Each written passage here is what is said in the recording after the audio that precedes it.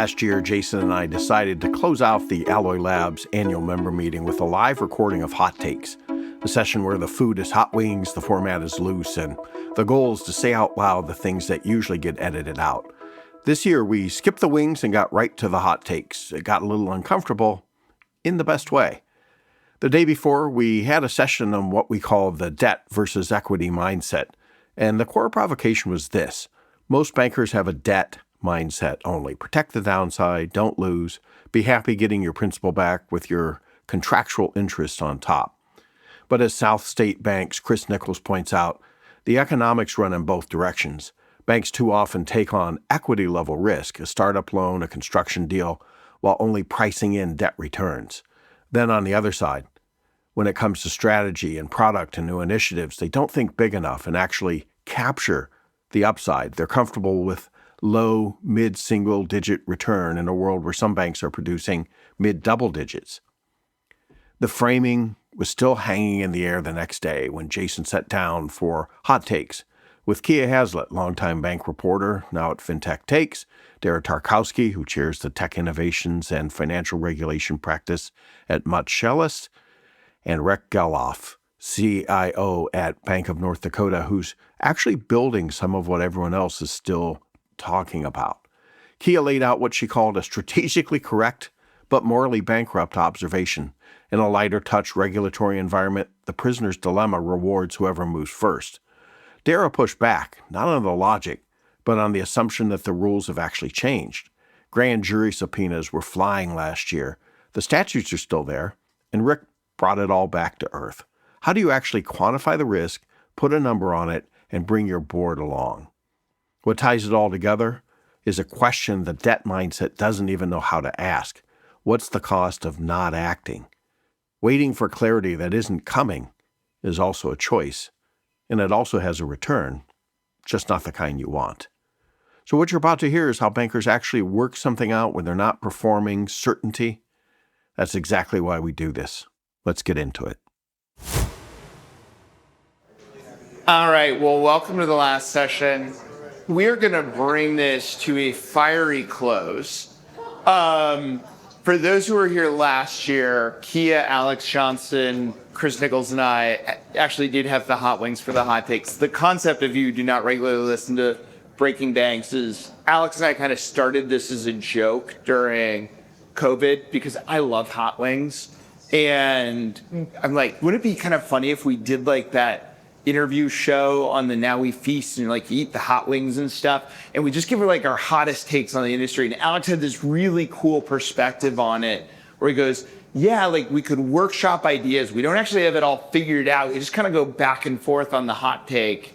And, you know, it almost becomes the Seinfeld, the show about nothing. It's like, we don't have the conclusions or the answers, but boy, we're going to get fiery as we talk about that. So this is version 2. It will be live on Breaking Banks. And if you want to ask questions, you're free to ask questions. You will not have to introduce yourselves to your compliance departments. Will not be upset. You will not be on camera. You will not be named, but you can jump in. And we're going to do a little bit of a retro on some of the things we predicted last year. And when it was Kiah, Chris, Alex, and I, we talked about the regulatory reset and part of this framing that who actually wins in a world that is now lighter regulatory touch? Because it's something that, let's face it, if you look at ABA and ICBA, they've been advocating for this for a long time. And I had a counterpoint said, I don't think it's actually the regulated institutions that are going to benefit. I think it's going to be those who were either in the regulatory gray area or unregulated. Actually, they get a free pass to run faster. And let me start this by saying I was using Claude to do some prep for this based on our early conversations, and not to call someone out, Kiah Haslett, but Claude's take on some of Kiah's perspectives said, strategically correct and morally bankrupt. So Kiah, with that, we're going to talk about why Kiah is morally bankrupt. This will probably be the last time she wants to appear. So the opening where we went with this, and we're going to start, Kiah, on your perspective here is, I tied it to the world where if you have actors who are already slightly outside of the regulatory purview feel like they can run faster and looser than ever before, if we set up a prisoner's dilemma here, where if you don't remember all of your philosophical paradigms, is the person who sells out the others faster the winning strategy, right? That is the prisoner's dilemma. If I rat on the others first, that's the winning strategy, is to be the first rat, if I believe someone else is going to rat. And to which Kiah said. So thank you for that setup. And I want to make it really clear, these are my observations about the world and not my personal philosophy of how I interact with the world.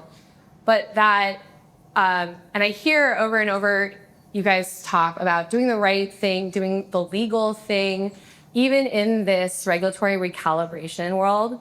And it seems like everyone is like kind of scared of going to jail. Like, I never worry about going to jail, but it seems like you guys are kind of worried about going to jail. And it comes up a lot. Like, Kiah and I actually have a standing bet on bankers. She says bankers don't go to jail. I'm like, no, someone has to go to jail eventually. Like, the stats, like, name one banker who went to jail for the financial crisis. Name one banker who went to jail for TD's money laundering. Name one banker who went to jail for losing $60 million to $90 million of customer funds. Actually, you could just form another startup. That's like a seal of approval in some industries.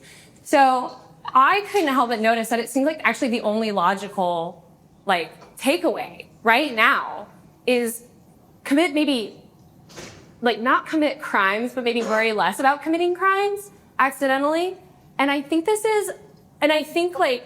that's a specious argument that I'm clearly making the most extreme logical argument, taking it all the way to its end. But when we talk about risk and when we talk about the parameters, I feel like the external regulatory parameters, what is acceptable behavior in this industry today, maybe not at your bank, but what is tolerated by regulators, by consumers, what's working, what's making money, what gets investments, is borderline criminal and appears to have the blessing of regulators. And the question for me is one, are we being really honest about this? Are we looking at this world and being like, crime pays? Two, what does that mean for your risk? What does that mean for the things you're worried about, especially as you go forward? And I would love to be proven wrong, and I would also love to live in a world where I don't have this conclusion. So that's my premise. So I told Dara this. It's like, oh, by the way, here's the conversation tomorrow. And her immediate response, true impersonation, was, and I'm like, save it for tomorrow. I slightly edit because now hearing it directly from Kiah as opposed to Jason's recitation of what Kiah's view. I can answer you. Is that what I'm hearing? Wait for it, Kiah. I am reminded of one of my favorite Real Housewives of Beverly Hills, Rachel Zoe. And to you, I would like to say, are you okay? I don't think anyone's okay about. Yeah, that's a valid question. I sit in a unique perspective because unlike things that Alex and Kiah don't get to report on, or that not even Jason Kula gets to uncover and investigate, the role that I sit in, I see the grand jury subpoenas when they come in. I see all of the things that are non-public, and to the extent should you be worried? Yes. Of course you should be worried, because even though we may not have shining examples of people that are rotting behind bars right now for, screwing hundreds of thousands of consumers, the truth of the matter is they could flip that switch anytime they wanted, right? The statutes are there, the laws are there, the authority of the regulators are there. And also, let's not be morally bankrupt, right? I'm not gonna advise anyone to just, throw a reg out the window or, throw ethics out the window either. But the truth of the matter is even though everyone in this room and the private sector may not see it, there is a tremendous amount of activity going on behind the scenes that will often remain non-public, will never get reported on. Grand jury subpoenas were flying all through last year from a variety of different jurisdictions to both individuals and organizations. And while I think there has been, I would say, a diminishment of certain resources from certain law enforcement areas, they haven't been like, it hasn't been like, Control X. Sure. Like they're still there. I mean, just today, the DOJ went after PayPal for the crime of DEI initiatives. So there is some law enforcement activity that does percolate to the public level. But again, I think sometimes the concern is overstated, but also right now it's kind of dealer's choice. Yeah, and I would say, by the way, it's not just the regulators to be concerned about, because when when deregulation happens, who steps in? The plaintiff's bar. And when there's enough consumers, impacted, there may not be risks of going to jail, but there's massive financial risks. And then your insurance companies get really cranky about it, and your D&O carriers get really cranky about it. Hold on to the ethics. You're almost talking about reputational risk. And Doesn't exist. Wait, what? Little bit. Rick, speaking for all bankers, I'll tell you exactly where all the time. Well, one of the things we talked about at the annual member meeting was the lighter touch, and regulators who just to the last exam cycle maybe had pressed harder on things being noticeably quiet or not asking questions at all. Not just for Bank of North Dakota, but you talk to a lot of banks, you attend a lot of these. Sentiment for bankers, are they feeling like they got what they voted for with this? I think that's a logical response, given everything. I don't think that we as an industry know how to react yet, because we're so used to this very concise area of business, and we have boards to answer to as well. And overall, the board has to take responsibility of the actions of the bank. And like Daria said, I mean, we don't get to see all the MRBAs. We don't get to see all the MRAs and everything else that has to happen at every individual bank, which makes it very difficult for us to react in those areas. And so I think right now we're seeing the pendulum swing, and it's for the good, and it opens things up, but it also, in that conservative nature of banking, puts everybody kind of back on its heels, especially our risk departments, where they're like, how do we react? How do we put these things in place that de-risk things, even though the industry has basically said, go in? Well, so have you felt, because I have not felt the risk departments have necessarily changed their stance. I'm curious, Dara, because you're dealing with those risk departments, because this is one of Alex's predictions building on this last year, was uncertainty actually freezes responsible actors who aren't sure, like you were just describing, Rick, how this is going to move. But irresponsible actors, or those who just, let's give them the benefit of the doubt. They might not be irresponsible, just inexperienced, right? They don't have the benefit of having received an MRA or having to answer to a board or different incentives. They're the ones that, move forward at full speed. Are you feeling like is the risk department still kind of stuck? I think so. I think they're always going to be that I don't want to say adult in the room. I think the bank as overall is adult in the room, but they have to be the voice of reason, because in 3 years and 6 years, we don't know where that pendulum is going to swing again. And if we've put things in place that put that safety and soundness in jeopardy, we really have to take a hard look at ourselves, because then where are we going to be at with actions? Where are we going to be at with the customers that we have at the bank? Have we put them in a risk position? And overall, banks don't want to be in a risk position. We get paid for risk, but we know those risks, the credit risks, the equity risk, interest rate, like all those things. And so all that comes into question, especially as we talk about AI and stable coins and tokenized deposits and working down all those routes. But innovation is moving at such a rapid pace right now. It's just the learning that is consuming most banks in this industry. Well, I also have a lot of empathy, despite my earlier assertion about crimes. The job of also working internally in any risk function at a bank got harder when your regulator is also being bananas crazy with charters, right? Hi, I wanted to start out our icebreaker with what was the stupidest thing you did at 25, because there is a CEO who's 25 who has conditional approval for a national bank. We have a handful of crypto banks or crypto national trust banks, which was apparently an unserved need in the industry. So it's a good thing we got 5 of them with 10 more coming. Kraken, who has access to the Skinny Master account, yeah. right? Our regulators clearly interested in taking more risk in the name of innovation. Which we don't even know what a Skinny Master is. Right. Because they also don't feel the need to share that information with the public, whatever. But like, what are you supposed to do? What are you supposed to do when you're suddenly like, okay, regulator, okay, like the kind of constraint, the kind of measure that I was being held up against? Your risk appetite changed. You feel much more comfortable with innovation. You feel much more comfortable with potential failures, right? To take that to its logical conclusion. And so then what are you bank? What are you regulated entity? What are me, customer, who uses like the FDIC moniker and is like, oh, look, this is who the bank is regulated by, and uses that as like an external signal. What am I supposed to think? Well, and I think we need to caveat this because I don't know if it's all regulators. We have Washington, D.C. that's doing something. Then we have each individual region that does something. Then you have your state regulators.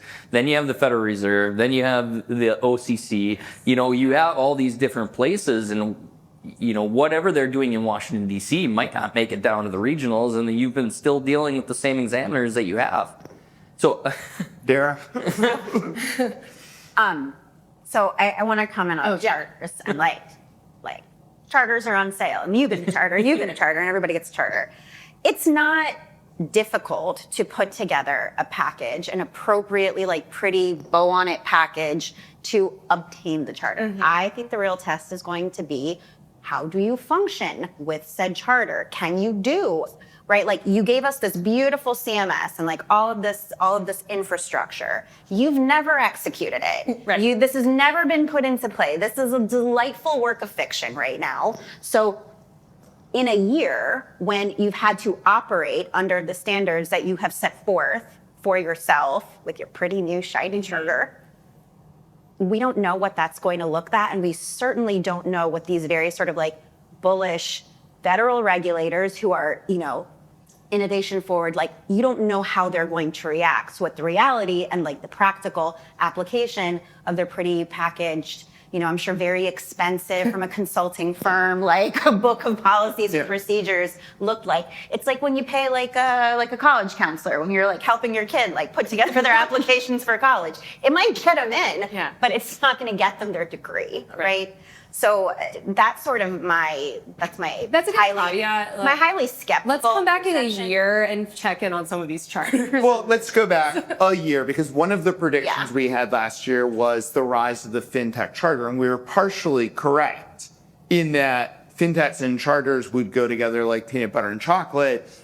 But what we got wrong was, I think, none of us expected they would go actually get charters as opposed to a new class of a narrowly defined, well-defined, here's a fintech charter. Nope, we're going all in. Yeah. We're getting OCC charters in kind of unprecedented. So, Dara, I want to push on a little bit, though.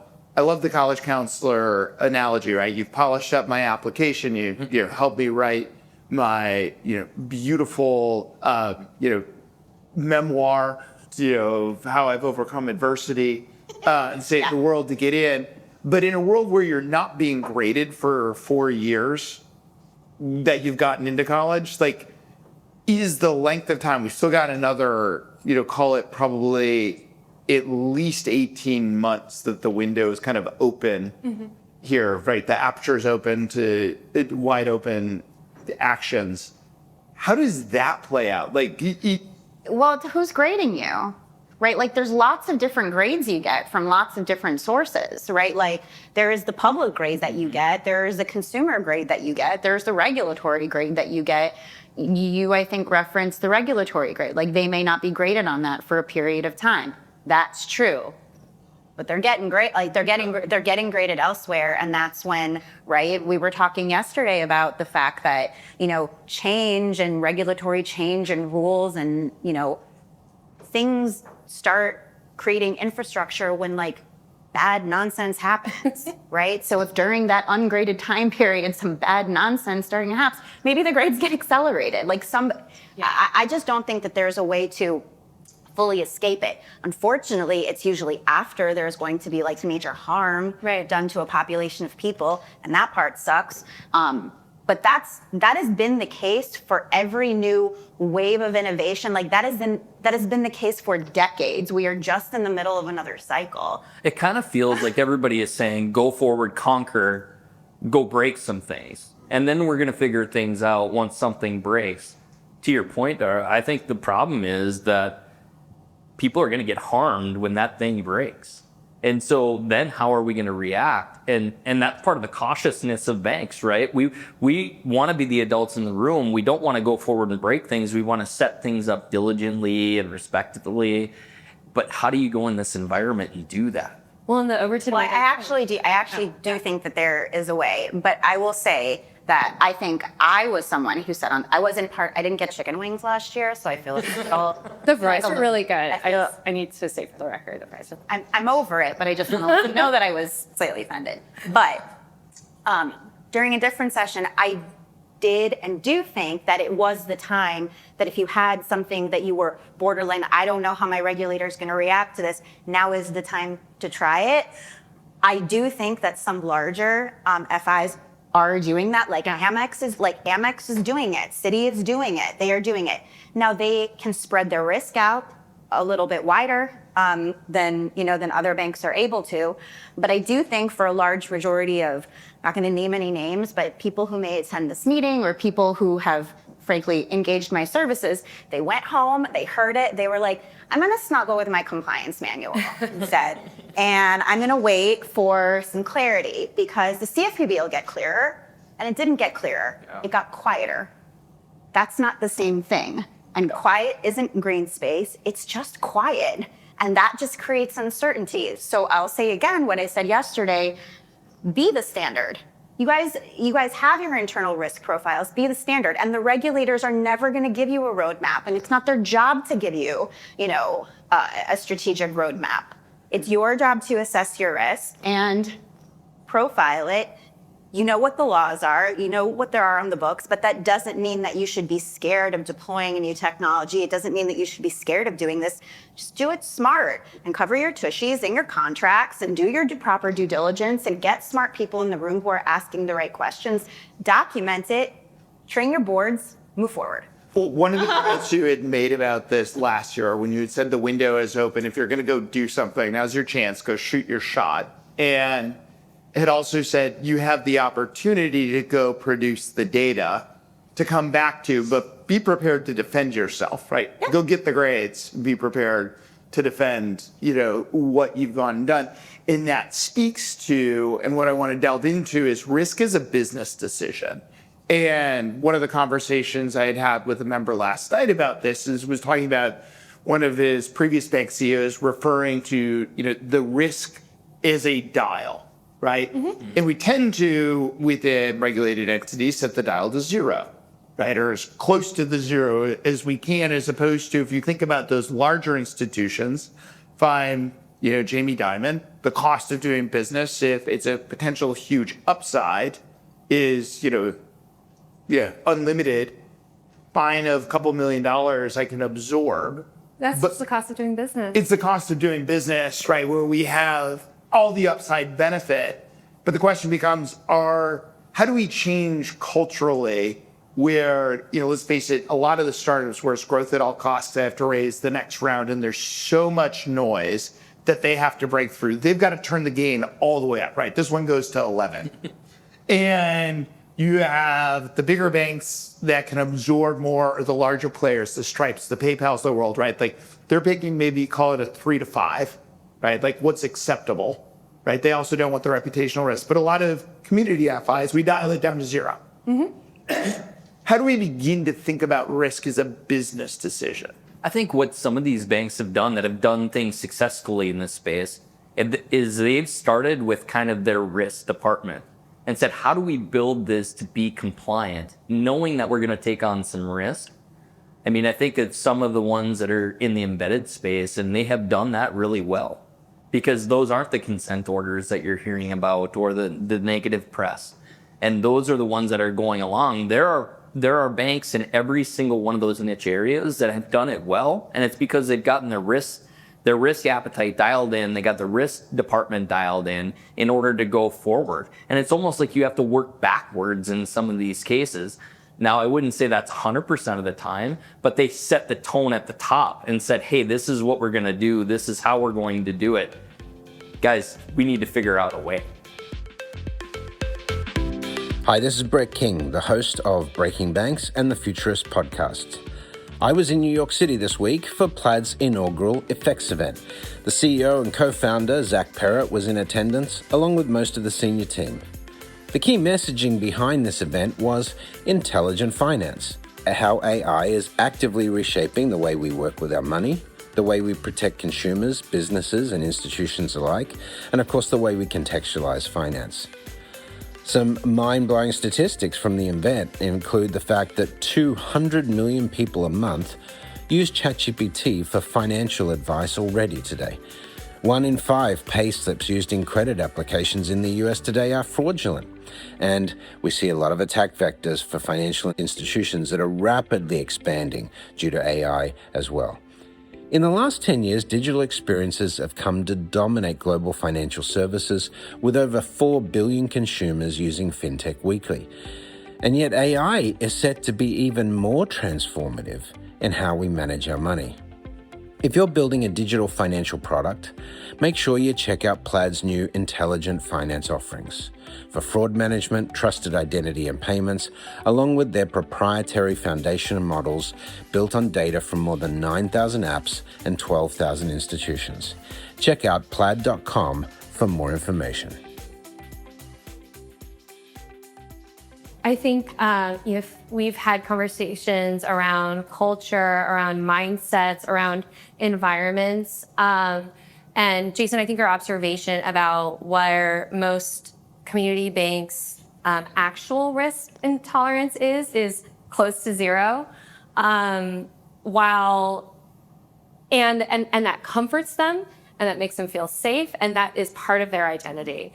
And it almost feels like, especially post-financial crisis and the coming out of where banks were reputationally with consumers and the licking their wounds for so many years, that there was an internalization, and the fear now is reflexive.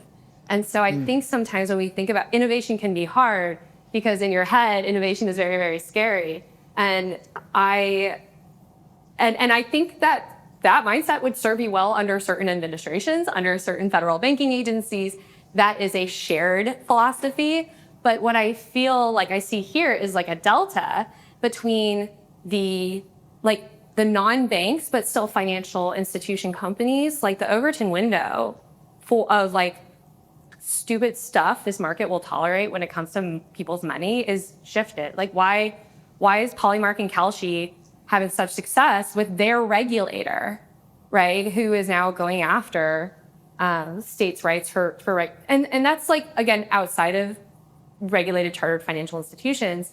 But to say you don't necessarily have to make that your risk appetite, but to understand this is maybe something that will need to change internally. And if my regulator isn't setting my risk appetite, if they don't necessarily align, okay, then I've got some flexibility. And what kind of risk don't I want to take? But when we think about AI, when we think about technology, when we think about innovation, where will I feel comfortable taking risk? How would I manage that risk? Acting Comptroller Mike Hsu used to say, the fastest cars have the best brakes. So both and, right? And I think that's on the less do crimes, but that kind of flexibility, right? Do less crimes. That's what I Don't do crimes. Do less crimes. Don't be so scared about it. But I think that the challenge that we get, especially in the community banking space, is how much will this actually affect me? And In so, what way? Well, all these things that we're talking about with risk appetite and things, is that actually taking market share away from me? Is it actually impacting what I do at a local level or in my customer base? I sometimes ask myself in my reporting, if nothing changes today, which to be clear, not making a choice is a choice. Mm-hmm. choosing to do nothing is a choice. If nothing changes, then in 5 years, what happens? I've been interested in demographic research. The United States will have no new people net after between 2030 and or 2031 and 2036. If nothing changes in 10 years, what happens to your bank? If you take no technology risk, no credit risk, no growth risk, no liquidity risk. Well, since we had talked about this yesterday and have for a while, since so many banks, especially community banks, have so much of an older population, some of the stats brought up banks that had more 90-year-olds than 19-year-olds, right? And things like this. Well, they are going to, using the polite word, attrite, also known as delive, that begins to go. And I think you asked the right question about what changes. I think one of the challenges that we as an industry need to get better at, not just community banks, but broadly, and especially maybe some of the fintechs, like anyone who's got the dial either all the way down or all the way up, is better articulating and quantifying what is acceptable risk and making that more transparent. I have to say something. I have to. I feel like right now the conversation is like a smidge esoterical. I live in the practical, right? So as a practical matter, when I'm working with the client about should we or shouldn't we, and how do we practically manage this risk, and we want to make the decision to keep the dial to zero or as close to zero as possible, I say there are ways to mitigate that risk while still keeping that dial relatively low. It's never zero. Even when you set it to zero, it's not zero. But one practical takeaway, I think that is a good, and I've had success with some of my clients before, is if you want to do something new, offer a new product, a new service, a new technology, you know who's helping you de-risk everything? Your insurer. Go have a conversation with your insurer, amend your decks, literally quantify it. You can buy that protection. There is an ability to do that. And if the risk that we're worried about is financial, that is a way to de-risk the financial because you've been open, you've been transparent, your deck is going to cover everything, your E&O policy and D&O policy will be up to date, and that boards can get their brains around. Like that's a very practical, sticky way for boards to get their brains around. Okay, because your treasurer is always worried about the financial risk and what happens, because I feel like reputational risk is, I know you guys care very much about it, but the regulators don't. Yeah. Like the regulators don't anymore because, anyone that touches fintech has a bad reputation or even a charter, right? Like so it doesn't really matter. Well, I think reputation risk can become, the wrong windmill to chase because, we all feel differently about what's acceptable. But let's start with financial risk. And so there's a CEO in the room in his prior bank, and I was privy to helping facilitate executive team in their riskiest line of business. The team came forward and said, for this factoring business, our losses were, round it to zero, right? That's what it was. And the CEO, almost lost his mind. He's like, what did we model our risk to be? Right, given the expected. Yeah, what was our expected loss rate? And it was something around 10%. So because it's a very profitable line of business. It's I'm going to walk into a board meeting tomorrow to talk about us meeting our growth goals, and here's what we define as acceptable risk.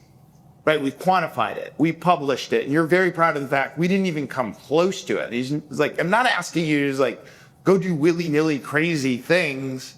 But we're still so far from the margin at this point, right? What are we even doing here? And I think if we can then say, okay, the loss, in a lending world, we can quantify the financial, we can look at some of these other things. And Rick, I'm curious, because you guys are now with the Rough Rider point of beginning to think about other modes and means of doing things. Are you quantifying the risks? Yeah, I mean, we do it as best we can. Obviously, these are novel products, and what we've said is we really have to do risk assessments constantly.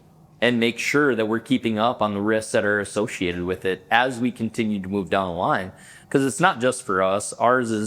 It's also for the financial institutions of North Dakota. So we bear that risk, and we accept that risk, and we have to make sure that we're setting it up for success for all of them too. But we have to quantify it. Everything has to be quantifiable to a certain extent. Even if it's a quantitative versus qualitative, we have to quantify it so that the board can see it, so that our financial institutions see it. Now, every single one isn't going to have a number associated to it, but you can mark it high, medium, low, just the way that you would in any other type of risk situation. And you should be doing that in every single business line that you get into. And I'm sure you agree as we work through this. But the problem that we see is not everybody is thinking about it like that. And so if you don't do it, that's when you get into trouble. And that's where you're not taking into those risk considerations. But the board ultimately has to approve that and say, are we okay with the risks that we are getting into, knowing that this is what the ultimate outcome is going to be? Or in these novel products, here's what the cost of not getting into it will be. And it's not just us, it's the whole financial ecosystem. Well, and it kind of goes back to some of like how I interpret the commentary, the discourse, is that it sounds like bankers take risks. They take these quantifiable financial risks, and when it comes to some of these innovation risks, if we're going to use this dial analogy, the dial in innovation, the dial in risk actually turned up externally, and so it's like the heat in your house is rising. So it's like, how would you respond? Some people would, I don't know, turn on the air, make it go lower. Some people are like, okay, well, it's 90 outside, maybe it can be 70 in here. But you have had to dial your innovation dial, and hopefully there wasn't a 1-for-1 dial that changed on the risk. But the question was also what dial do we take if we hit stasis and nothing changes? That's cost too. And then having quantified these things, how do we build the skill set to think about these things? And that's something I think the traditional financial institutions industry really struggles with in a way that the fintech industry doesn't struggle with. They have a shared mindset around the fungibility, the flexibility, the less reflexive fear of a downside, that debt equity mindset, I guess, that I've heard so much about, but that in banking, we don't even want to develop this muscle. So we can't have the thoughts to think about it. And I don't want to say all banks, but I feel like the broad continuum of banks, you can see a lot of this. And I think that we would then see, again, in 5 years, if nothing changes, what can we expect to see from our chartered financial institution industry of the legacy charters? And then potentially, again, come back in a year, the success, potentially, of the novel charters. No? Yes? I don't know that that's a fair comparison. And I say that representing both fintechs and banks, because that mindset, that different thinking, is driven by a variety of different things, primarily how they're capitalized. Sure. Which are, Jason knows some of the stories that I can't share fully publicly, but and I am absolutely not painting all founders with a broad brush, because that would be completely unfair and inaccurate. However, there are a segment of founders within fintech who are raising tons and tons and tons of money and then act wildly irresponsible with that money because it isn't theirs. They should feel like it's theirs. They should have that founder mentality, but they behave. Jason knows I speak the truth. They act like it. They act like it doesn't. Are they going to jail when this happens? I just really quickly. I was gonna go. So sorry. Does anything bad happen to them when this happens? No. When my clients let me tip law enforcement, it sure does. Right. So, but is it a Venn diagram? Is this Venn diagram a circle of to me they're these are in my purely logical world. This is if there's no real consequences or only 1 in 10. There are some real consequences. And if anyone had the appetite to Google my name and some cases in the Chancery Court of Delaware, you might see some of the real life consequences that have existed for some of these founders in the past. But the truth of the matter is, as bankers, you're not acting like that, because that money belongs to you and it belongs to your customers. So I think the way an organization is capitalized absolutely influences their thinking, and you are never going to be able to think like someone who doesn't give a flying you-know-what about, about their source of funds. Part of that in the capitalization, though, what is the existential risk? And so for a lot of these startups, whether it's an early stage startup or a company that's raised like a ton of money, it is of them not being able to raise more money until they have a real business, right? And so they don't solve for what is the risk to my customer, what is the risk to my shareholder, what is my risk to my reputation. It is the risk of going out of business or not getting into a sustainable business. So they go into moonshot mode. Or just making it look pretty for their B round. Like, yes, to the ability to raise the next round. Right.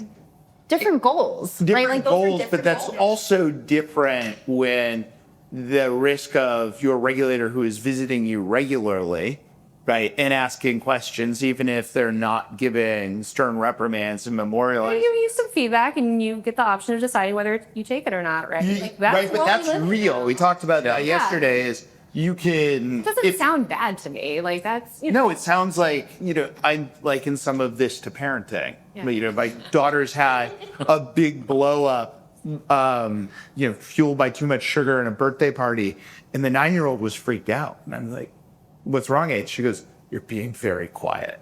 Right? And she's like, "I kind of prefer if you got upset and told us what was going wrong." I'm like, a little too mad for that right now. But that's Daddy needs a minute. I'm like, but that's where we are, right? Is giving recommendations right now and some feedback to course correct before it goes off the rails. Seems like it's better for everyone. And I think, this has been my rant for a while, but I'll say it again. My podcast gets to say it if I want to, is we don't have enough accountability for boards and investors in some of the places where people are getting hurt. Yeah, we don't have, I would argue we don't have, I mean, Dara feels differently, but as a journalist, as someone who started covering the financial institutions industry after the great financial crisis, we have shockingly little accountability. And I would like to live in a world of greater accountability, and we don't. And so that is kind of like the cynicism that drives my insane, do a little bit more crimes, it's okay. Is it a crime if there's no charges? Mentality. And then I also covering banks, and then I see what happens in fintech, and it's bad and stupid out there. And I don't know what we're supposed to do. I don't know how you're supposed to meaningfully resist. I don't know where you're supposed to kind of strike the line going forward. And then it kind of gets a little tired to hear community banks, again, no one that you know, Jason, but some banks act like I can't turn on Microsoft Copilot. The risk might be so great. And you're like, no, what are you talking about? No, you'd be shocked the number of banks. Right? But I would say that some of these community banks, some of them don't even have online account opening. And so now we're jumping into AI and stablecoin, and you're going from 1970s banking or to 2030 banking, and it becomes a very difficult thing to wrap your head around. I would also say that we probably don't have a lot of great succession planning in some communities. Big risk, that's a risk. Yeah, so we could go into a whole other host of risks that we have, but they also don't know that they're going to be around to see this next evolution of what we're talking about. Get these boomers out of those jobs, you know what I mean? We got to pass down. I don't want to go that far. I think where we're finding the middle ground here, though, is the big risk is back to the dial, is in the extremes of if you turn it to zero, it becomes the existential risk. If you turn it all the way up, it becomes the risk. And for the majority of FIs, how do we find the acceptable in the middle? I think I agree with you. And I also think, on a day-to-day basis, yes, that's the real question, but also to understand the environment that you operate in. I think my concern is there's less alignment. There's less shared philosophy around risk with your regulators or the federal banking regulators, let me put it that way, especially the banking agency heads. that their actions have allowed more risk into the financial institutions space. Wasn't it great that when Voyager failed and Three Arrows failed, no one had to worry about it because only Metropolitan Bank in New York had to deal with it? Wasn't it great that that bankruptcy was handled well and I think took 2 months, but was apparently an ideal bankruptcy? Wasn't it great to not think about that? Too bad, right? Crypto's here. Some people want to do it. There will be national trust banks that are doing it, which are using non-insured depository institution. Oh, why do I know about two crypto trust banks that don't have a bank charter or a bank with it, that have gone into bankruptcy and have had issues with customer funds? Why do I live in this world? Who asked for this, right? It's getting dumb and bad out there. Good luck, guys. I do believe in the next few years we are going to see, I don't know if it's going to be next year when you're doing this again, but I do believe that banks will find a way to adapt in some of these and dial that risk and reward meter to the right for their individuals. So we're going to see more AI adoption.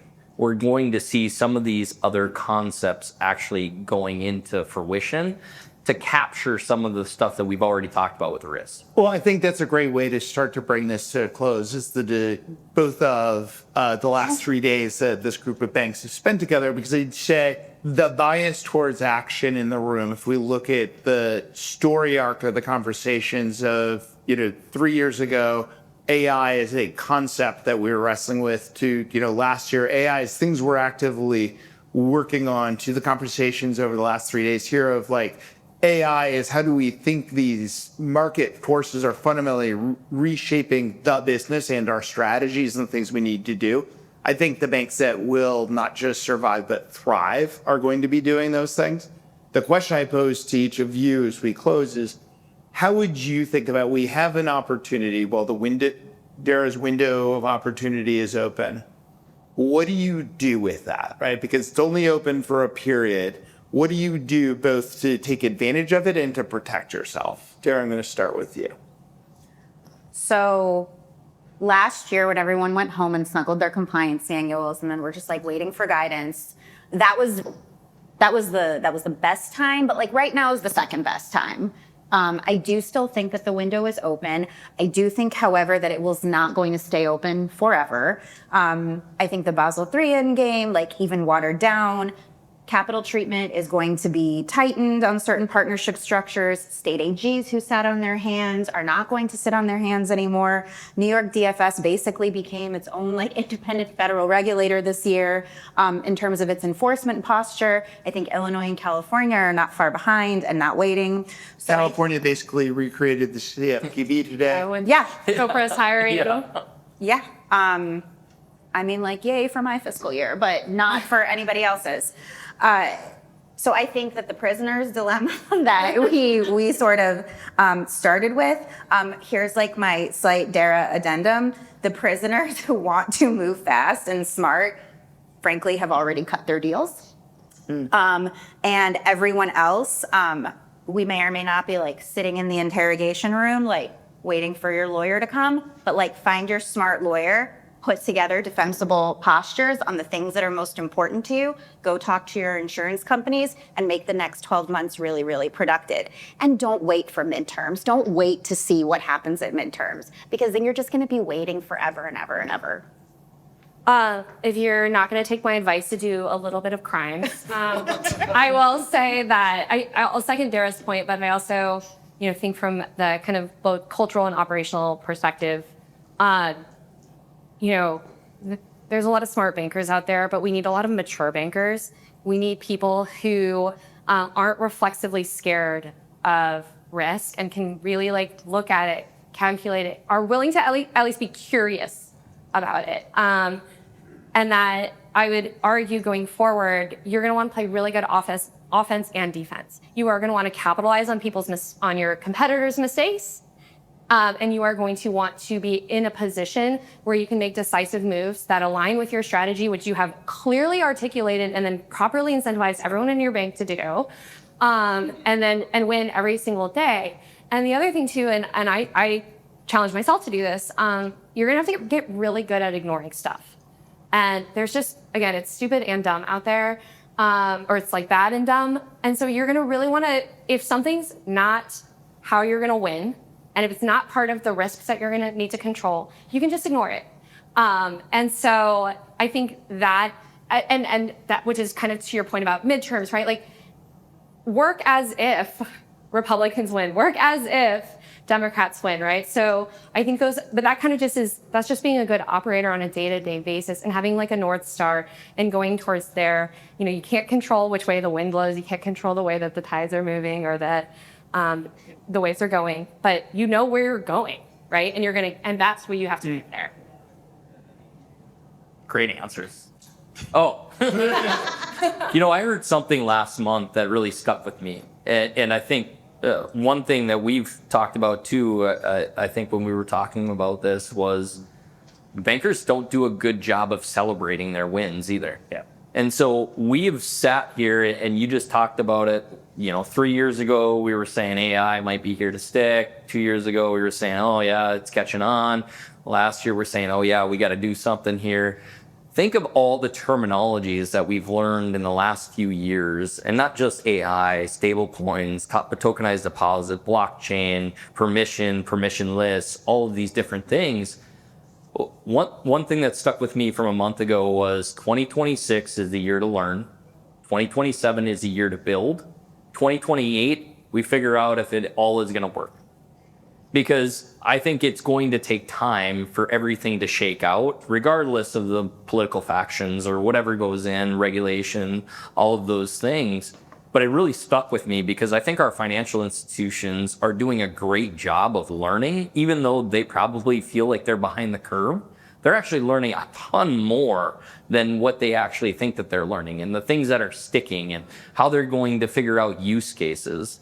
And in the next year, I think that we're going to be seeing a lot more innovation in these financial institutions, even if it is on the learning side, and then implementing some sort of AI, whether it be knowledge bases or along those lines, something that's getting them around that so that they can even further educate their bases.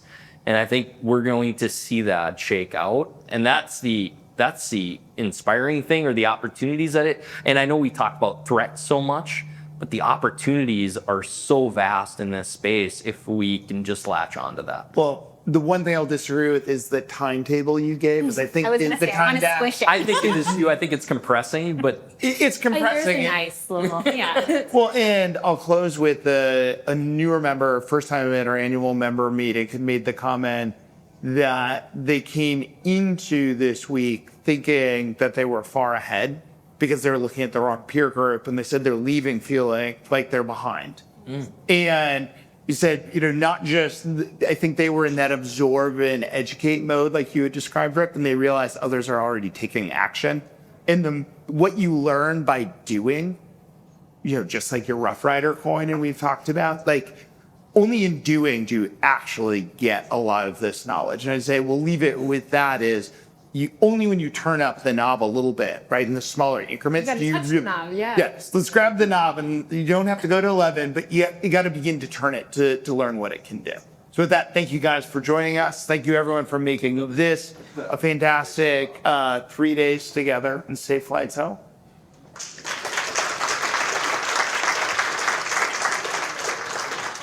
Ava Story's recording, and I want to give them the heading, but I have sat in this room for 3 years, and I just want to commend this group for the level of conversations, the sophistication, the maturity, the honesty and vulnerability. You are having conversations today that you were not capable of having 3 years ago. And so you didn't have the vocabulary, you didn't have the trust, you didn't have the mindset. And so yes, this is a win. Being here is a win. Conversing is a win. And what you do with that information, hopefully also will be, again, aligned with your strategy and authentic to your bank and identity, but is also a win. And so nice job, everyone. That's it for another week of the world's #1 fintech podcast and radio show, Breaking Banks. This episode was produced by our US-based production team, including producer Lisbeth Severance, audio engineer Kevin Hersham, If you like this episode, don't forget to tweet it out or post it on your favorite social media, or leave us a 5-star review on iTunes, Google Podcasts, Facebook, or wherever it is that you listen to our show. Those actions help other people find our podcast, and in return, that helps us build an audience that can be supported by sponsorship so we can continue to provide you with our award-winning content every week. Thanks again for joining us. We'll see you on Breaking Banks next week.